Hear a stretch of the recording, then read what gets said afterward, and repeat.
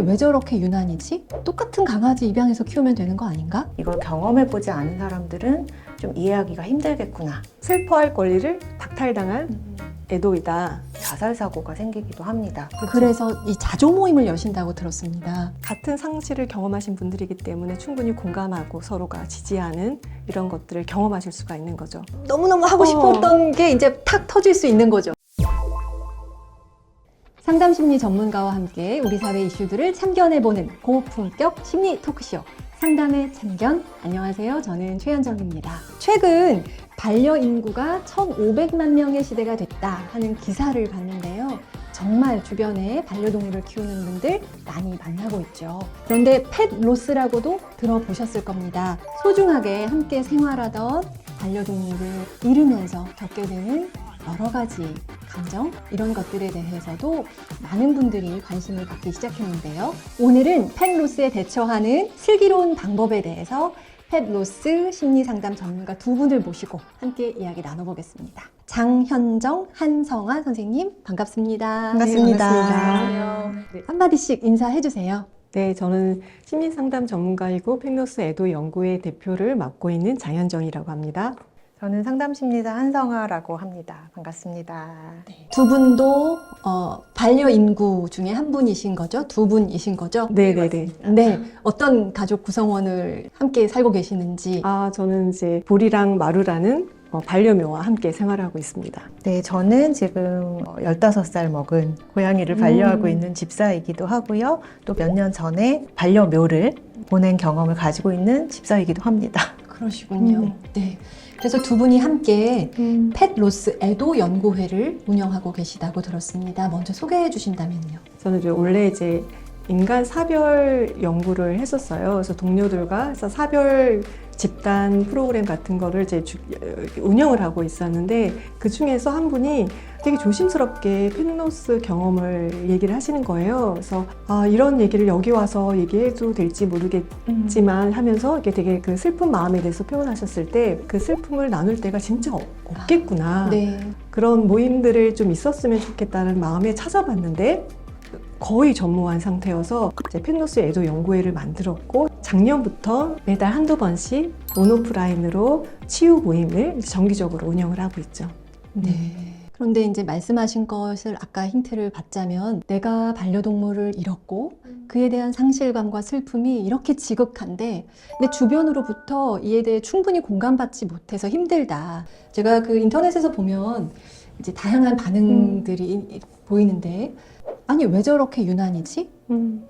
똑같은 강아지 입양해서 키우면 되는 거 아닌가? 저러는 저분은 과연 가족에겐 어떻게 하고 있는지 돌아보시죠. 자, 이런 반응들을 마주할 때 어떻게 느끼시는지 먼저 들어보고 싶어요. 사실은 익숙해요. 그래 또 저런 말을 하는구나 이런 생각이 들기도 하고 한편으로는 이 애착이 얼마나 깊을 수 있는지에 대해서 이걸 경험해보지 않은 사람들은 좀 이해하기가 힘들겠구나. 내가 느끼는 감정을 드러내면 안 되겠다. 드러내도 어차피 나를 공감받지 못할 공감하지 것 못할 같다. 것이다. 네. 그래서 이제 반려동물로 상실로 인한 슬픔을 우리가 슬퍼할 권리를 박탈당한 애도이다. 저 같은 경우에도 제 반려동물이 세상을 떠나고 굉장히 힘들었을 때 이거를 너무 표현하면 안 되지 않을까라는 자기검열 같은 것이 제 안에 있더라고요. 그래서 최대한 정상적으로 일상생활을 하는 것처럼 행동하고 아무렇지 않은 척. 아무렇지 않은 척하고 그러다 보니까 저 또한 좀 박탈된 애도의 과정을 겪었지 않았나라는 생각이 들어요. 그래서 이 자조 모임을 여신다고 들었습니다. 네네네. 소개 좀 해주세요. 그래서 이 자조 모임이라는 게 같은 상실을 반려동물을 잃은 경험을 하신 분들이 모이는 곳이거든요. 네. 그래서 편안하게 내 감정을 표현할 수 있는 공간. 그리고 비슷한 일을 다 경험한 사람들끼리 진심으로 편안하게 자기 마음을 터놓을 수 있는 공간. 네, 있는 그대로 드러낼 수 있고 네. 또 그런 감정에 대해서 공감받을 수도 있고 위로받을 수 있는 공간이라고 생각을 해서 왜 친구한테 말하면 되지? 친구가 없는 거, 친구 없냐? 그런 게 아니라 있어도 그 감정을 공감받을 수가 없기 때문에 같은 경험을 하신 분들과 그런 걸 나누는 게 도움이 되는 거죠. 네. 우리가 뭐 가족 구성원을 잃으면 뭐 얼마간 시간이 지나면 이제 극복했어 이러지 않고 네. 그냥 남아있는 일생 동안 가슴 한구석에 늘 슬픔이 존재하지만 그와 함께 살아가는 것 뭐 이런 식으로 말하잖아요. 네. 어떻게 경험하고 계신지 현재로서는 지금 몇 년 지났다고 했잖아요. 네. 그러니까 저도 약간 애도 과정이 박탈된 측면이 없잖아 있어서 좀 몇 년 동안 좀 많이 힘들었어요. 그리고 저뿐만 아니라 많은 반려인 분들이 어떻게 극복했냐라는 말에 대해서 극복? 이렇게 약간 선생님이 해주신 말씀처럼 떠나간 사람을 우리 가슴에 잘 간직했다라고 좀 표현을 하잖아요. 근데 그런 과정이 좀 필요하지 않나 싶습니다. 반려동물도 마찬가지인 것 같고요. 그럼에도 우리가 펜로스 증후군이라고 할 때는 어느 정도 경계를 좀 세워서 진단을 할 수밖에 없을 것 같은데요. 네. 예, 어떻게 진단할 수 있나요? 펜로스 경험과 펜로스 증후군을 좀 구별할 필요가 있는데 네. 앞서서 말씀하셨지만 반려동물이 떠난 뒤에 한동안 슬프고 눈물 나고 그립고 이런 것들은 자연스러운 감정이잖아요. 이걸 갖고 펜로스 증후군이라고 말을 하진 않죠. 그런데 이제 펜로스 증후군이라고 할 때는 이러한 슬픔의 기간이 굉장히 오래되고 아주 여러 가지 증상들이 동시에 느껴져서 일상생활을 적응하기가 어려움이 계속되고 있을 때 네. 그때는 전문가의 좀 도움이 필요한 상태인 거죠. 그러면 지금 보시는 분들 가운데 내가 지금 최근에 펜로스를 경험했고 도움을 구해야 되는 상황인지 판단하고 싶다라고 하신다면 자가 진단할 수 있는 어떤 네네. 기준선이 있다면 좀 네. 도움이 될 것 같아요. 네. 5가지 정도를 조금 준비를 해봤는데요. 일단 첫 번째는 부정적인 정서를 많이 느끼면서 반추사고가 많을 때, 반려동물을 떠나고 나서 한 40~50% 정도 하시는 말씀 중에 하나가 죄책감이세요. 내가 예. 빨리 병원에 데려갔어야 네, 했는데 자책감을 많이 느끼고 후회 이런 감정들을 많이 느끼는데 이 생각에서 헤어나오기 좀 어려워지는 상태. 그러니까 그 사고에 완전히 갇혀버린다. 네. 예, 그러면 그런 경우. 네, 이런 분들이 하시는 말씀이 좋았던 시절이 기억이 안 난다라고 하세요. 그러니까 10년 이상을 정말 행복한 시간을 보내셨을 텐데도 자기가 못했던 것만 생각이 나시죠. 내가 그때 왜 화냈지? 네, 뭐 이런 맞아요. 거. 좀 더 많이 놀아줄 걸, 좀 더 많이 산책을 시켜줄 걸 이런 말씀을 하시는데 이 생각 속에 갇히면 이제 애도 반응이 정상적으로 일어나지 않고 이제 맴도는 거예요. 두 번째는 회피의 증상이 있어요. 그래서 반려동물을 떠올리게 하는 장소를 좀 일부러 피한다든지 예를 들어서 우리 강아지와 걸었던 산책길을 갈 수 없게 된다든지 반려동물 얘기를 피하는 거예요. 아무 일도 없었던 아무 일도 없었던 것처럼 회피하고 일부러 피하는 이런 회피의 증상들이 있는지가 두 번째 진단인 것 같고요. 네. 세 번째는 여러 가지 정서적인 증상이나 신체적 증상이 있는데 입맛이 없어진다거나 환청이 들린다, 개가 짖는 소리가 우리 아이가 짖는 소리가 들리는 것 같은 이런 것들을 호소하시기도 하고 낙이 없어진 느낌, 의미가 없어진 느낌, 그래서 약간 우울장애하고 비슷한 증상들을 많이 느끼시기도 하고요. 실제로 네. 이렇게 제대로 드러내는 애도 과정을 경험하지 못한 경우에 우울증으로 이어지는 사례도 네, 꽤 네. 많다고 들었습니다. 맞아요. 그래서 여기서 이어지는 게 이제 네 번째 진단 기준인데 사고가 인지가 변하는 거, 삶이 무슨 의미가 있나. 그래서 죽음에 대해서 생각을 굉장히 많이 하게 되고 심지어는 자살 사고가 생기기도 합니다. 네. 그래서 마지막으로 점검해 볼 수 있는 것은 이러한 기간이 너무 길어지지 않는지. 그래서 이제 참 어렵습니다. 네, 어려워요. 너무 길어지는 것의 기준은 또 어떻게 되는가? 네. 사람마다 너무 다르고요. 예.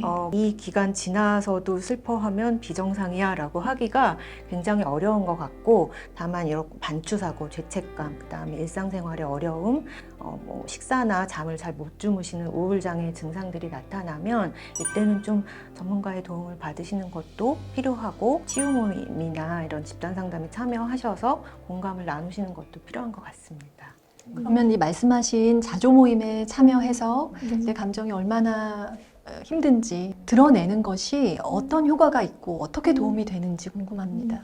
슬픔을 치유하는 가장 좋은 방법이 슬픔을 표현하는 것이다. 이런 말들이 있거든요. 그래서 같은 상실을 경험하신 분들이기 때문에 충분히 공감하고 서로가 지지하는 이런 것들을 경험하실 수가 있는 거죠. 여기서 처음으로 이 얘기를 했다라는 분들이 막 하고 싶었던, 너무너무 하고 싶었던 게 이제 탁 터질 수 있는 거죠, 네네네. 말하자면. 그래서 때로는 울기도 하고 또 반려동물에 대한 그 행복했던 추억을 떠올리면서 슬프기만 한 건 아니거든요. 아, 내가 이런 경험이 있었다. 아이와 이런 행복했던 기억을 서로 나누기도 하고. 네. 그래서 그 모임이 끝난 다음에는 되게 내 아이 얘기를 할 수 있어서 좋았다, 힘이 된다라는 것들을 되게 공통적으로 많이 말씀하십니다. 네. 또 에피소드가 많이 있을 것 같아요. 맞아요. 반려동물이라고 하면 흔히 이제 강아지 혹은 고양이 정도만 떠올리는데 예를 들어 고슴도치라든가 그리고 새를 요즘엔 새도 반려조류를 많이 키우거든요. 근데 상실을 했을 때 이게 힘드셔서 이제 신청을 하시는 분들도 있었고요.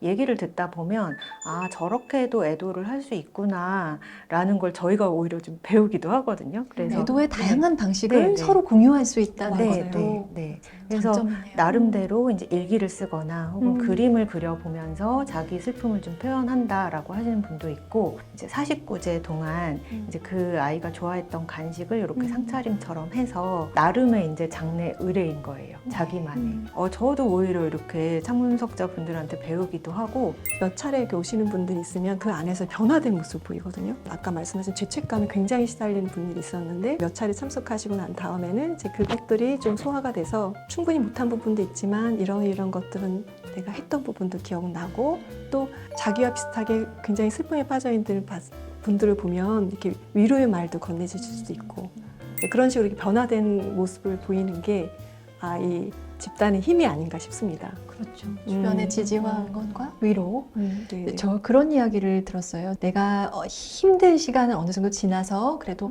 건강하게 애도하고 있다라고 느끼는 지표가 어떤 게 될까라고 물었을 때 슬픔에 눈물이 나오기도 하지만 좋았던 순간도 함께 기억나서 눈물이 날지라도 미소 지을 수 있으면 건강한 애도가 된 것 같다. 이런 이야기를 하더라고요. 네, 네. 어떻게 생각하세요?